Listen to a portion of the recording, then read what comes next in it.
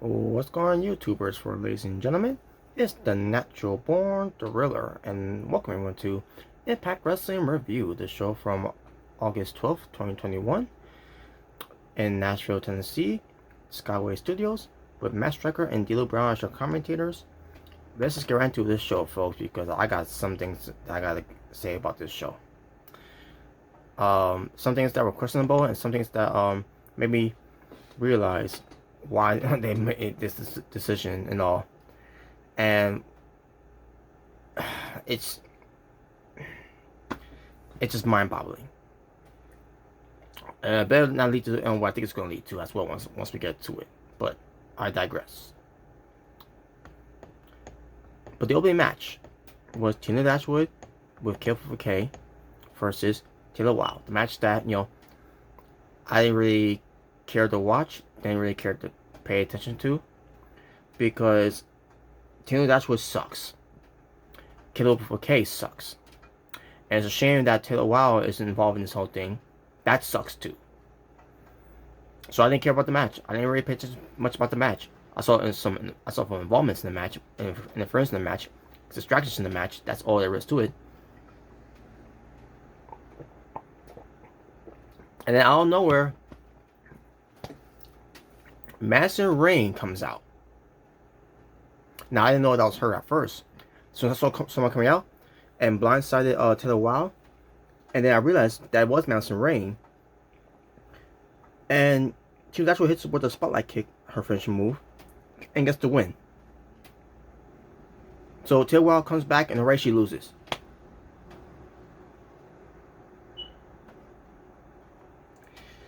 Of all people to Tina Dashwood, who sucks right now in Impact Wrestling. After the match, Tina Dashwood and Madison Rayne, they all celebrated like they formed a new alliance. I'm like, oh my god, like Madison Rayne, I thought she was retired. I thought she wanted to retire from pro wrestling. Isn't that what she isn't that the whole point that why she didn't want to be on commentary anymore? Isn't that the whole point, that she didn't want to be involved in wrestling no more? This is being back involved in wrestling. What the fuck is this? So what we're gonna have here: Tina Dashwood, Kiera Hogan, Madison Rayne, and potentially we're gonna have Josh Matthews. Is that what we're gonna be doing? Because if that's where is that the goal that they're trying to lead to here? Is that what they're planning on doing? Then I'm done with watching Impact Wrestling at this point. I better not see no Josh Matthews on my television program, on my screen, of any kind, if that's going to be the fucking case. To form this alliance that I really don't fucking like in the first place anyways, with Tina Dashwood and Kiera Hogan. And he got the Madison Rayne into the whole mix, which is going to be doing the whole locker room leader bullshit. And then Josh Matthews is going to be praising himself all the time. If that's going to be the fucking case, if you're going to bring him in there. If you're going to do this shit again with Josh Matthews, I am done watching Impact Wrestling. I was not interested in watching him in 2017. Wasn't interested in what they were trying to do with him in 2018, when they have to put the Grand Championship title on them. And I'm damn sure as hell I'm not going to be interested if they're going if that's the thing they're going to be doing leaning forward. I'm not going to be interested at all of this at all. This will be my breaking point of me being done. It's fucking garbage.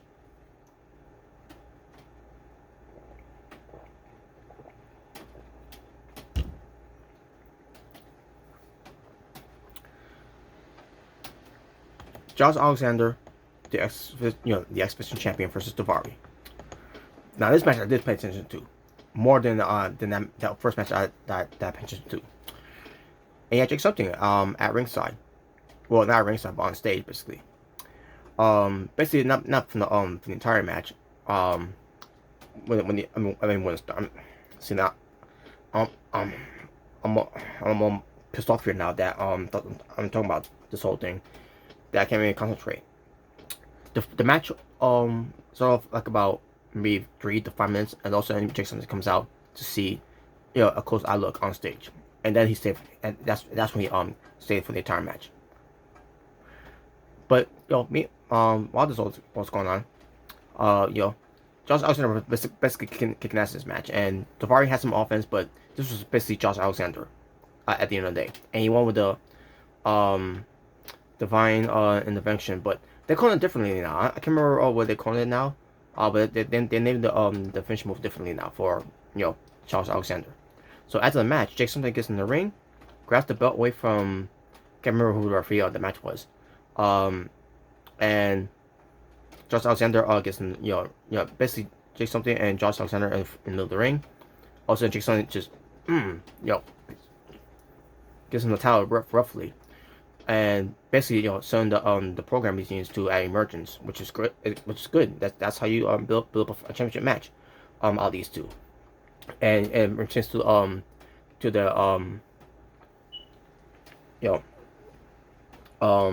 building up the matchup between the two. So there you go. They announced that the Kenny Omega is going to be defending his Impact World title against Christian Cage, which I already talked about already before. Pertains to my AW portion of that review on Dynamite. So there you go. The Good Brothers will defend their Impact World Tag Team titles against Vampire Design and Rich Swann at Emergence. Now I can't remember if what pertains to the match on that Vampire Design and Rich Swann and William Mack had. I don't recall if I talked about that already, pertains to the whole thing. But anyways, Doc Gallows gets in the talks about Joe Doring, and when I saw that, the confrontations of these two guys, which to looking at each other face to face and all that, I would love to see that match. Now that match is gonna happen on Impact Wrestling, the next Impact Wrestling show after this one, which I'm all for it. Doc Gallows versus Joe Doring. Joe Doring, who's dominated All Japan Pro Wrestling, and then you got Doc Gallows who dominated New Japan Pro Wrestling, which is the tag teams. And basically the difference, the size difference, by the way, guys, my God. I can't tell which is bigger, to be honest with you. Maybe Doc Gallows is a little bigger, but Joe Doring, he's up there, big. He's right there, big too. And I can only see these two bulls, lock horns.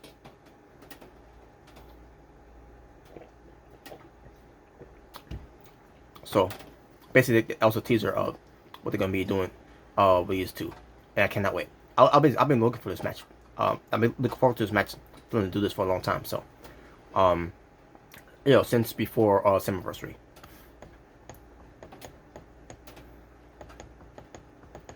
All right. So after Tasha Steelz portray Kiera Hogan, Kiera Hogan comes out, and she addresses the situation with her former tag team partner.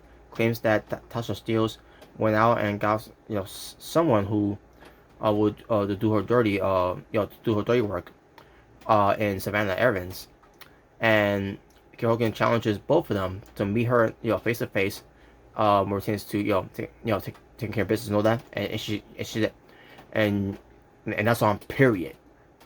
And I'm like, yeah, this is the girl on fire, the hottest flame that we're talking about here with Kiera Hogan here. And then Su Yung comes out, and I'm like, when I saw that, I'm like, great to see Su Yung, but then also at the same time I was like, oh no, not because of what the whole thing with Kimberly, but because again, these are her final tapings of Kiera Hogan's career in Impact Wrestling, and I know where they're going with this. As soon as I saw Su Yung coming out there, I knew what I was going to be doing with this whole thing. Remember Kiera Hogan back in the Undead realm, with the whole thing with Ali was there at one point, and how mad and how pissed off I was out there that time too. Here we are again. They're going right back to this whole thing again with Kiera Hogan, to be going back to what where she was before. So Su Yung brings out Kimberly, the new transformed Kimberly, looking like Su Yung, but more fatter. And I'm not trying to say that Kimberly's fat, but I'm just saying, I should say she's thick. So Su Yung is controlling Kimberly. Kimberly was look like she's acting like she's having a seizure or whatever, and I'm like, oh my god, she can't pull it off. I'm sorry. They must have just no, I'm not gonna complain that much because At least we got Su Yung back. Anything better than Susan? Hell, I would take it. Susie coming back. The lovable Susie. That's bad. To come back then to get Susan back, because the whole trust me, my name is Susan or I'm Susan. I don't know how that. I don't care because I never care about the gimmick. But hey, we got Su Yung back, but this not making it any better. For one thing, Kiera Hogan is gonna be dead. I'm just gonna call it as it is. I'm calling it right now. They're probably gonna do an angle where she's gonna die. And that's gonna be her send off, like they do with Allie. And we all know where Allie ended up being in AEW. And hey, the irony, right? The irony of that, Kiera Hogan, if that's the goal they're doing, of Kimberly, with Kimberly, helping out Su Yung to kill Kiera Hogan off of Impact Wrestling, and here she goes going right into AEW. Even though AEW Impact Wrestling could have done something where you could have Kiera Hogan go to AEW in the first place, more chance of the whole invasion. They should have done the whole Impact Wrestling and AEW invasion thing, but they decided not to do it. So what was the fucking point?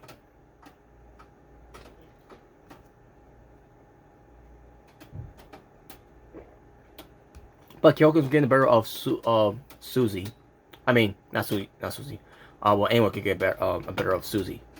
But the character, because Kimberly, I might to say. Kiera Hogan's getting the better of Kimberly. Kimberly, she's being controlled by Su Yung. Su Young's putting on her bloody glove, and there was Kimberly, her own bloody glove and everything. And there you go, on the memorable call on Kiera Hogan. And then Kimberly starts dragging Kiera Hogan, and one of her heels of her shoes, whatever. Yeah, it was basically the heels. Came off, and I mean it looked good and all that, because Kiera Hogan's she's gonna die either way, because everything's gonna be left behind of what Kiera Hogan's pertains to any type of evidence of what just happened with Kiera Hogan there. So I like how it was played out though, but at the same time, I knew what it was gonna lead. I knew what it was gonna lead to when that happened, and I was not happy. I'm like, this is your idea to write off Kiera Hogan off of Impact Wrestling by killing her. We're probably not even gonna see it, by the way. I'll be shocked if we see it. But if we don't see it, that means they're probably gonna do a storyline where we took care of this victim that was known as the girl on fire or the father's flame. Now the flame has been put out or something like that. I don't know what they're gonna do with that, but it's not gonna be something where they're gonna show us that Kiera Hogan died. It's gonna be something that they took it away, and that was it. That was last thing we see of her. So that's gonna be if that's the case, if that's the last image that we're gonna see of Kiera Hogan in Impact Wrestling, good, because fuck you Impact Wrestling, because you don't fucking deserve someone like Kiera Hogan.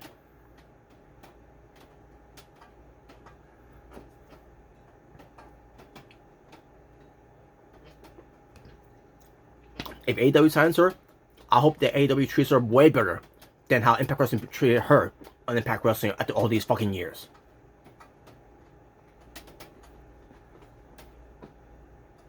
Fuck this company. And I say that with love. I don't really mean that like how I mean with WWE.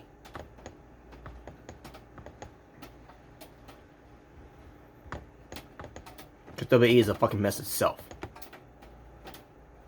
Impact World Champion Kenny Omega and Don Callis accuses Don Callis and Tony Khan of working together, pertains to sabotaging and and whole conspiracy theory and all that. Pertains to the title reign. Omega got to defend the title against Christian Cage on the first ever AEW Rampage, which I could tell when I get to it. And that was it. No more to say about that.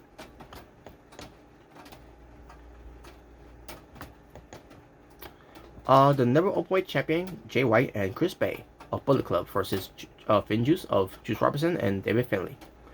Match itself was good. So Chris Bay at the join with Bullet Club, since the guidance of Jay White, the Switchblade, the King Switch, or Switch King, something like that. I'm trying to remember which it is, but this is good for him. Hopefully he'll be on his way out too. By the way, so that he could go to a better company than this company, because apparently Impact Wrestling doesn't know how to do anything good with Chris Bay too. It's just like with Kiera Hogan.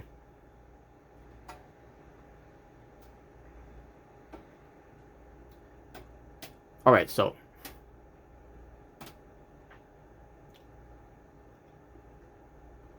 Jay White distracts Juice Robinson, excuse me, from the outside, allow Chris Bay to capitalize with some fury of offense.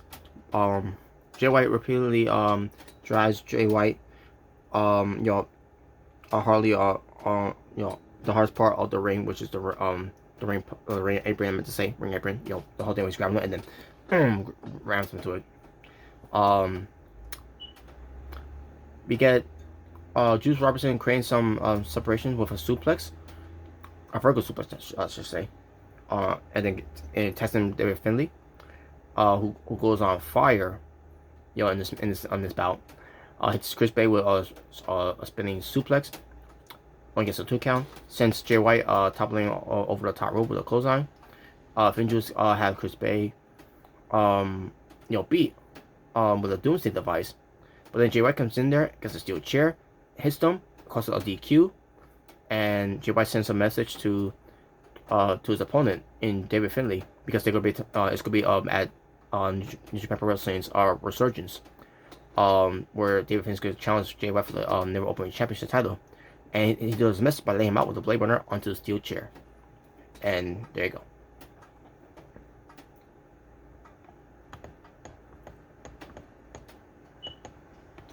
Gia Miller, she interviews Tasha Steelz, reveals that she betrayed Kiera Hogan because of her wave of momentum was coming to an end.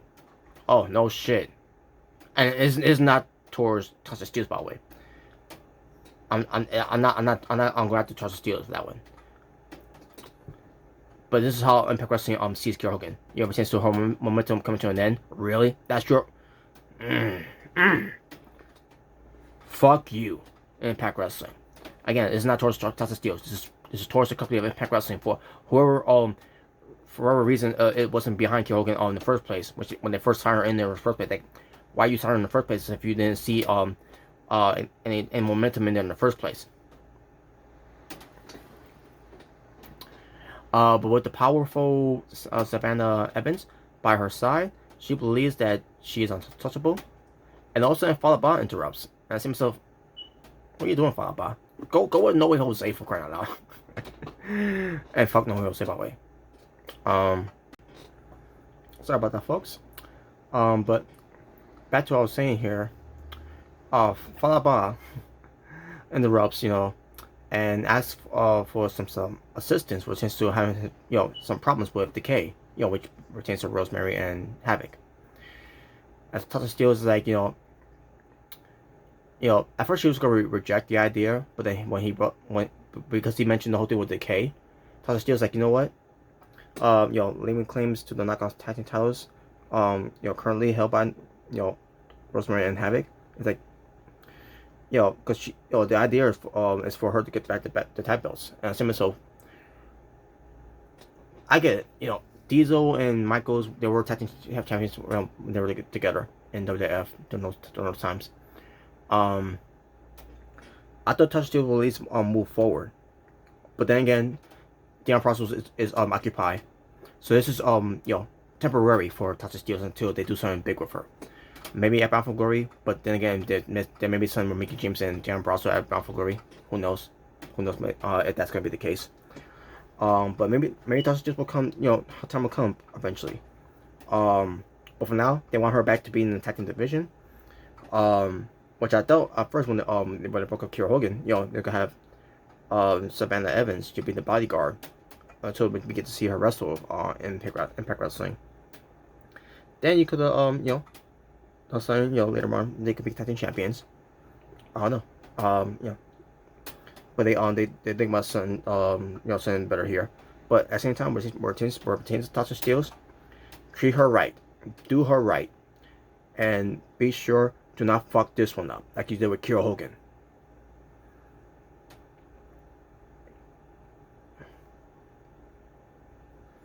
So then we get to But yeah, that's not much to say about that. So basically, that's gonna be the program for moving forward for Sasha Steels and Savannah Evans. Hey, if Savannah Evans does some cannibal shit to Rosemary and Havoc, especially if we get to see some matches between Havoc and Savannah Evans, I'm all for that. So great, I think it's great. So good thing that Falba interrupts. Just don't get nobody Jose involved, which I'm pretty sure they will.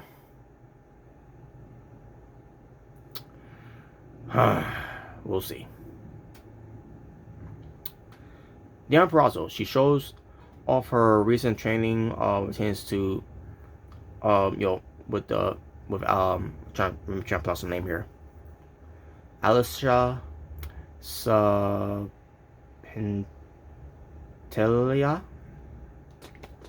Because Mickie James was being interviewed by Gina Miller, by the way, and all you see is Mickie James. I mean, not Mickie James. Melina. Meant to say. I'm not remember if I said Mickie James or Melina.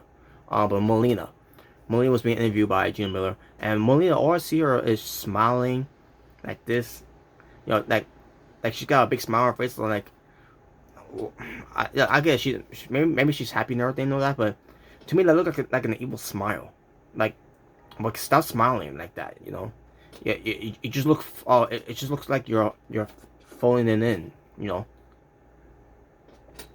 It's creepy too.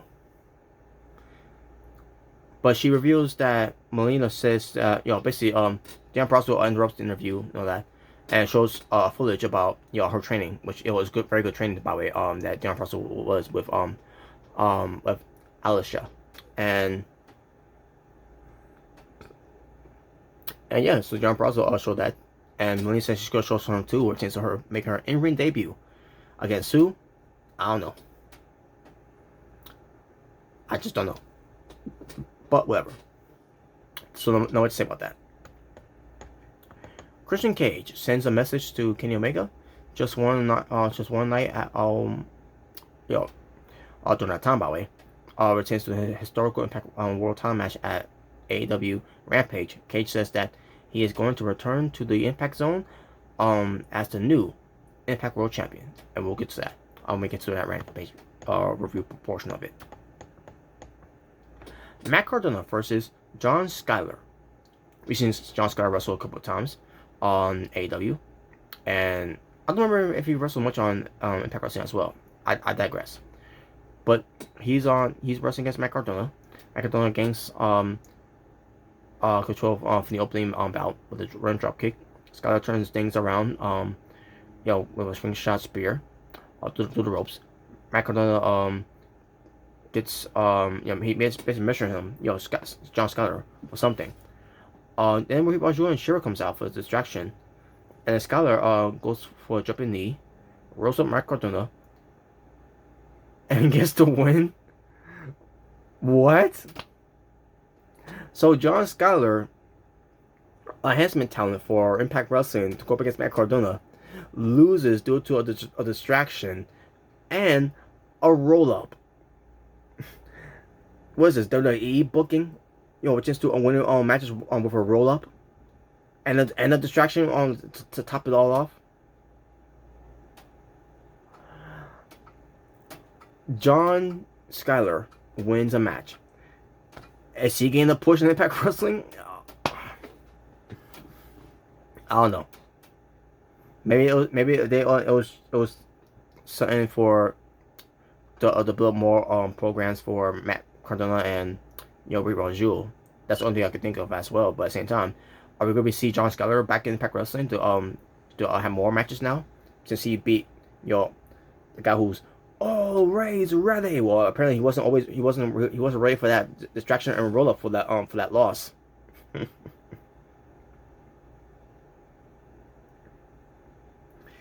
Oh my god. Nope, main event time. And then business main event up too as well, folks. Pertains to vignettes, video packages, highlights. Sam Callahan was one of them. Moose was one of them. Pete Williams was one of them. Brian Myers was one of them. Rich Swann was one of them. I think Rhino was one of them too. Ace Austin was one of them.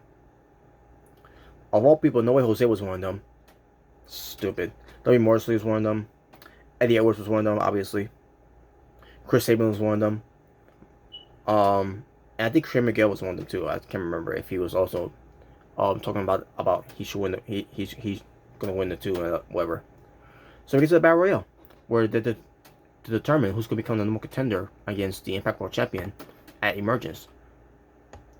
Now during this time, it was gonna be going it was either going up against Kenny Omega or maybe Christian Cage if Christian Cage got the job done at Rampage, which I'll get to that.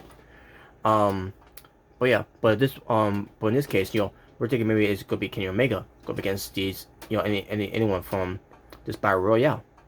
That's gonna happen at Emergence. So let's get to this match here. So, W. Morrissey. By the way, the match Emergence is gonna happen on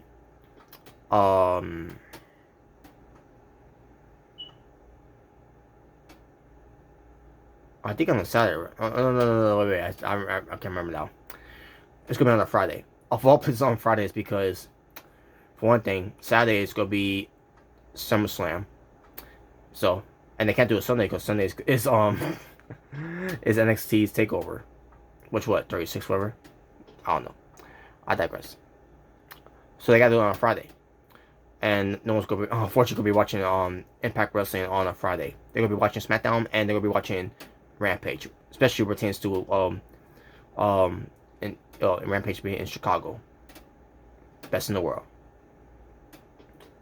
Anyways, W. Morrissey, he wraps up some eliminations from the opener, like Suicide, Swinger, Giant Swinger, Hernandez, and then everyone went after W. Morrissey and eliminated him. Now, at first you had a couple of guys going after him, and then he broke away, and then everyone started going back at him again. And then this time he got eliminated. And that's all he wrote. W. Macklin came out, pulled the leg off of Pete Williams, who was right over the top rope, and then he got eliminated because of that. But Steve Macklin getting involved, and then so they built that program up.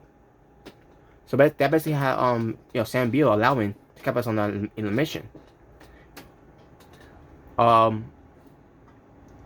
Rich Swann, William Mack, Found by Design were in there, which is Rhino and by the way, I forgot to mention who's in it in the Battle Royale. So you had guys like Sami Callihan, Moose, Petey Williams, Sam Beal, Brian Myers, William Mack, Rhino, Diener, Rich Swann, Fall Out Bob, Ace Austin, Suicide, W. Morrissey, No Way Jose, even though they call him No Way, but to me he's No Way Jose, and he's garbage. And I mentioned he's garbage and trash. Anyways, Mammoth Fulton, Eddie Edwards, Giant Swinger, Hernandez, Chris Sabin, and Trey Miguel. There you go. And the winner of this match gets to face either Kenny Omega or Christian Cage for the Impact World title at Emergence. So there you go. Back to this now. So Vampire Design, Rich Swann, and William Mack, which is Rhino and Diener, haven't added.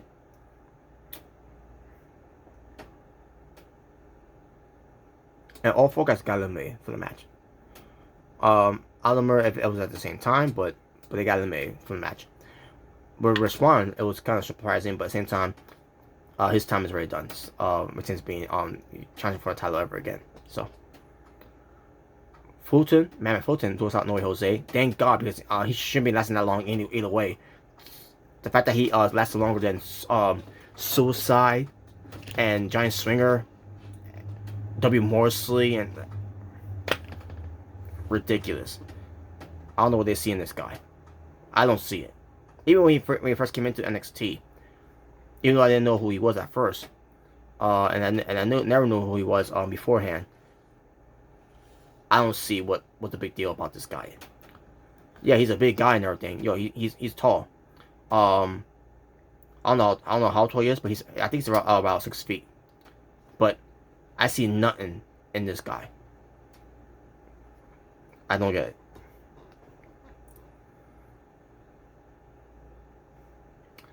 Anyways, Falaba gets payback by eliminating Mammoth Fulton. For No Way Jose, whatever. I don't know why anyone want to get revenge for No Way Jose.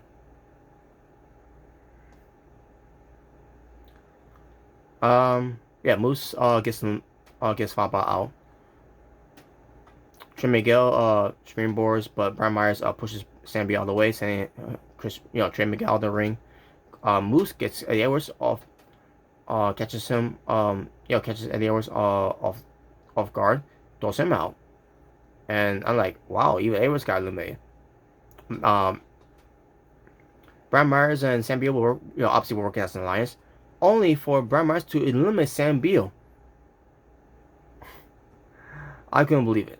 Sami Callihan, clotheslines Ace Austin out, which he was on top of Mammoth Fulton's shoulder, who was already eliminated at this point, but he came out to help out Ace Austin, but that didn't help out at all because at the end of the day, and by the way, that was a stiff clothesline by the way, and man, that was a hard fall for Ace Austin. Thank God, the worst didn't happen. But that's how he got eliminated though, because he was right over the top and he was on the apron, and there you go. So because Mammoth Fulton came out, he had him on his shoulder like going for on his shoulders basically. So, but yeah, that was it for Ace Austin. So yeah, but back to the whole thing with Brian Myers and Sam Beal. Is that over now? The whole thing with Sam Beal now is he now done with Brian Myers because he was talking trash to Brian Myers after he got eliminated, and he's walking away and all that. Like I think that's the end of that because of what just happened. We'll get to that. So it was up to now Moose, Sami Callihan, Chris Sabin, and Brian Myers. So big boot by Moose to Sami Callihan eliminates him because he was still on the apron because he was still over the top there, and that was for him. And then also Chris Sabin and Moose can have at it, and Brian Myers is just laying there. And Moose and Chris Sabin try to eliminate one another, and then Brian Myers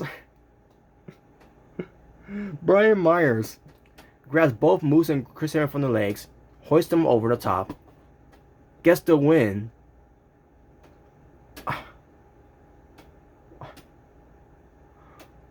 I couldn't believe it. And I said to myself, wait a minute. You got rid of Moose for Brian Myers? You got rid of Chris Sabin for Brian Myers? You got rid of Sami Callihan, Rich Swann, Eddie Edwards, W. Morrissey,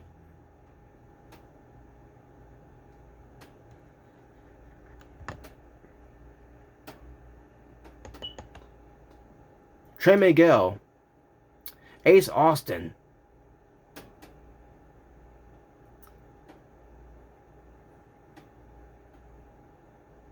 yeah, that's it. I'll go. That's what I'll go for there. You got rid of all those guys for Brian freaking Myers. At first, I was not happy. Not to the point where I'm ranting or raving. I was just not happy that they did this. I wanted to get angry, but I couldn't find my way to get angry of this, because I was thinking to myself, why of all people did they have Brian Myers of all people to win the Battle Royal, to be the #1 contender against the Impact World Champion and Kenny Omega? But then they did some what they did on Rampage, and I'm pretty y'all already know because y'all already seen the show. Just like I just seen the show, just like I seen the show too. But after what they did on there, now I understand what they did. That I understand what they did from there. Did it make it any better at the end of the day? To a degree, yeah. It needed to be done anyways. But I'm gonna leave it as that. But there you go, folks. That was it. My reaction to it, I was in shock, but not in an unhappy way. But I understand why they did it. After having my own Rampage. And there you go, folks. And that'll do it for the Impact Wrestling review from August 13th, 2021. I'm sorry, 12, I meant to say. August 12th, 2021. My fault. Now I'm gonna get to talk my wrestling here. 5 matches. For the Talk My Wrestling. And overall strength of the show, I'm gonna go with a 6 out of 10. Decent show. Decent show. Wasn't a bad show. I mean, you had some things that were bad on the show, but decent show. But I still enjoyed the show for what it was. So, and with that being said, thank you all for watching. For It's Natural Born, the Riddler saying peace on the streets. Y'all take care.